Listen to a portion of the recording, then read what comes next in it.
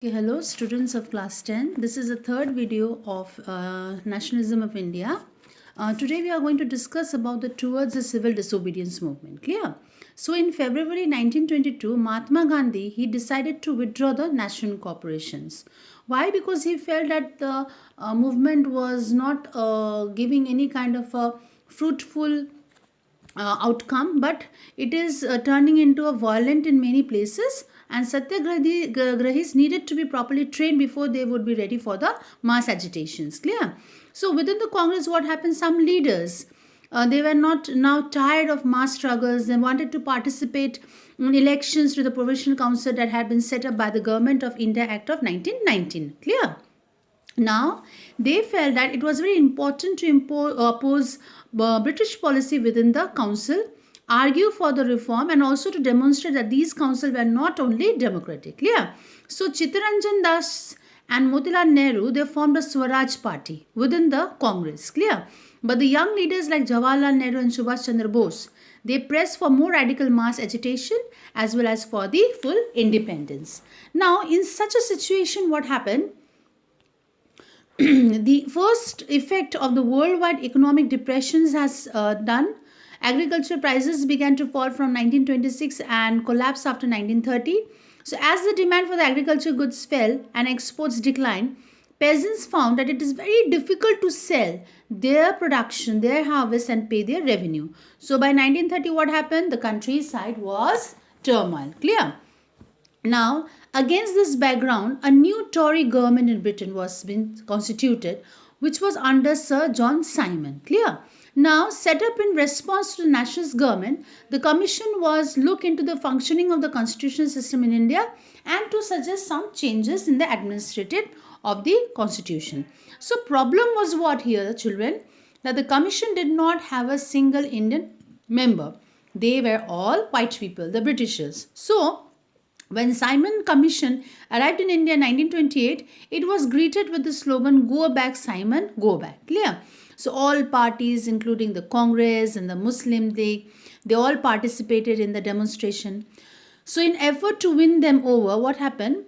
Viceroy Lord Irwin, he announced in October 1929 a vague offer of dominion status for India in an unspecified future and a roundtable conference to discuss about the future constitution. Clear? So this did not satisfy the Congress at all, the Congress leaders at all. So the radical within the Congress, led by Jawaharlal Nehru and Subhash Chandra Bose, became very assertive. Clear? Liberals and the moderates, they were all proposing a constitutional system within the framework of the British Dominion. Clear? So gradually they lost their importance. So in December 1929, what happened? Under the presidency of Jawaharlal Nehru, Lahore Congress formalized the demand of Purna Swaraj. Okay, Purna Swaraj means what? Full independence. So it was declared that 26 January 1930 would be celebrated as the Independence Day, when people were to take a pledge to struggle for the complete independence. But the celebration attracted very little attention. Clear? Now, next one is a very important, the Salt March and the Civil Disobedience Movement. I hope that everybody know what is the Salt March is all about. It had been a immense, powerful symbol that could unite the nation, what Mahatma Gandhi ji has already done regarding the Salt March. So on 31st January 1930, he sent a letter to Viceroy Irwin. Clear? Stating what? 11 demands. And some of these were of the general interest. Some were very specific demands in a particular classes. It was from the industrialist to the peasant.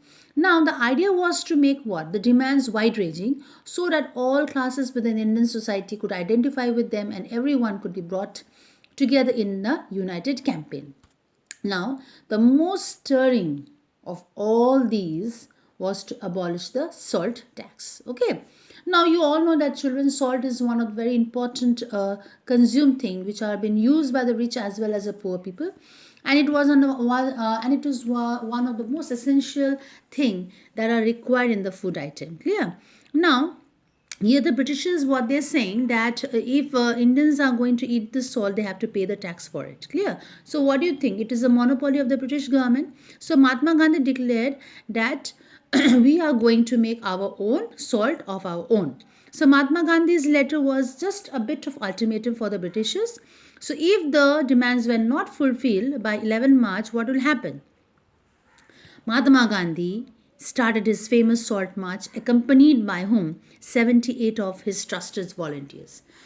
Now, the march was over 240 miles from Gandhiji's ashram in Sabarmati to the Gujarati coastal town of Dandi. Volunteers walked for 24 days, about 10 miles a day. Thousands came to hear Mahatma Gandhi wherever he stopped, and he told them what he meant by Swaraj and urged them to peacefully defy the British. So on 6 April, he reached Dandi and ceremonially violated the law, manufacturing salt by boiling the seawater. Clear? Now, this marked what? The beginning of the civil disobedience movement. Now, here the question arises, how was this movement different from the non-cooperation movement? Clear? Now, people were now asked not only to refuse the cooperation within the Britishers they had done in 1921-22, okay, but also to break the colonial laws. Now, thousands in different parts of the country, they broke the salt law, manufactured the salt even, and even demonstrated in front of the government salt factories. So, as the movement spread, what happened? Foreign clothes were boycotted, liquor shops were picketed. Okay, peasants, they refused to pay any such kind of a revenue to the British, chowkidari tax. Villages officials, they resigned, and in places, forest people, they violated forest laws, going into a reserve forest to collect the wood as well as grease the cattle. Now, worried by the development, what happened here? The colonial government, they began arresting the Congress leaders one by one. This led to violent clashes in many places. Now, when Abdul Ghaffar Khan, he was a devout disciple of Mahatma Gandhi. He was arrested in April 1930. Angry crowds demonstrated in the street of Peshawar, facing armored cars and police firing. Many were killed. Clear? Now, a month later, what happened when Mahatma Gandhi himself was arrested? Industrial workers in Sholapur attacked police posts, municipal buildings, law courts, and railway station, all structures that symbolize British rule. Now, a frightened government responded with a policy of brutal repression. Peaceful satyagrahis were attacked, women and children they were beaten, and about 1 lakh people were arrested. Clear? So, in such a situation, what Mahatma Gandhi decided? He decided it's better to call off the movement. Clear? Now, by this Gandhi-Irwin Pact, Gandhiji consented to participate in a round table conference. Clear? So, in London, and the government agreed to release the political prisoner. So, again in December 1931, what you can see, Gandhiji went to London. Clear? For the conference, but the negotiations broke down and he returned disappointed. Yeah. So back in India, what happened? He discovered that the government had begun a new cycle of oppression. Repression means a new technique, how to humiliate the Indian people. Okay. Ghaffar Khan and Jawaharlal Nehru, they were all both in jail.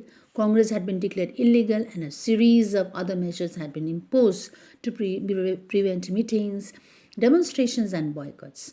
With the great apprehension, what happened? Mahatma Gandhi relaunched the civil disobedience movement. So for over a year, movement continued, but by 1934, it lost its momentum. Clear? Now, how participants saw this movement? Okay, let us see. Now, for them, what did Swaraj mean to them? Now, inter countryside, what you can reach peasant communities. Okay, they were the Patidas of Gujarat, the Jats of Uttar Pradesh. They were very active in the movement. Now, being the producers of the commercial crops, what happened? They were very hard hit by the trade depressions and the falling prices. Okay, so these rich peasants, they became enthusiastic supporters of whom? Civil disobedience movement, organizing their communities and at time foreign reluctant members to participate in boycott movement.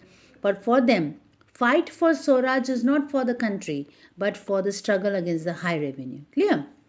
Now, in the next slide, you can see that the poorer peasantry, they were just not interested in lowering of the revenue demand. Many of them, they were very small tenants. Okay, they cultivate their own land. They had rented from landlords. So as the economic depression started to continue, cash income dwindled. Small tenants found it very difficult to pay their rent. Clear? So they wanted that the unpaid rent to the landlord to be remitted. So that is why they joined the variety of radical movement. So in this case, what you can find it out, children, whether the peasants are poor or the peasants are rich, okay, For to them, Swaraj is nothing but just for their own benefit. They are become the enthusiastic supporters of the radical movement. Clear? Now, apprehensive of raising issues that might upset the rich peasants and landlord, Congress were unwilling to support no rent campaign in most places. So the relationship between what happened, poor peasant and Congress, remained uncertain. Clear? Now, what about the business classes? Now what happened? What like Swaraj for what happened in for the business classes? Now keen on expanding their business, what happened? You all know that the merchants and the industrialists, they are more in favor of the profit. They become very powerful. Okay, so they keep on expanding their business. They now reacted against colonial policies that restricted business activity. They wanted protection against the imports of the foreign goods and the rupee sterling foreign exchange ratio that would discourage import. So organized business interests, what happened? They formed the Indian Industrial and Commercial Congress in 1920 and Federation of the Indian Chamber of Commerce and Industry 1927, which was led by the prominent industrialists Purushottam Das Thakur Das and G.D. Birla. Clear? So industrialists, they attacked colonial control over the Indian economy. They supported the civil disobedience movement when it was been launched. And they gave financial assistance and refused to buy or sell any kind of imported goods. So most businessmen, what you can see, came to be see Swaraj as a time when colonial restriction on business would no longer exist and trade and industry would flourish without constraint. But after the failure of the Round Table Conference, what happened? Business group, they were no longer uniformly enthusiastic. They were very apprehensive of the spread of the militant activities. They were worried about the disruptions of the policies. See here, what you can find for the business party, Swaraj is nothing but to expand their own business for their own profit. Clear?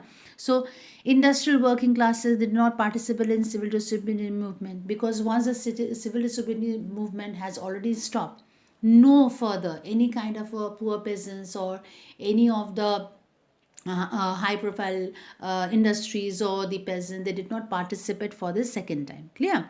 So what happened here, movement, civil disobedience movement, some of the workers, they participate. They what they did, they boycott the foreign goods. Okay, then they were there was a strike by the railway workers. Thousands of workers in the Chotanagpur mine, they wore the Gandhi caps and participate in protest in rallies and boycott campaigns. Clear? So certain things were going on. Some sections of the people, they were favoring this civil disobedience movement, but some were not. So another important feature of the civil disobedience movement is very important is the participants of the women. Now during Gandhiji's what happened? Thousands of women during the Salt March, Dandi March, thousands of women, they came forward from their home. They listened to him. They participated in protest marches, manufactured salt, as well as the picketed foreign clothes and liquor shops.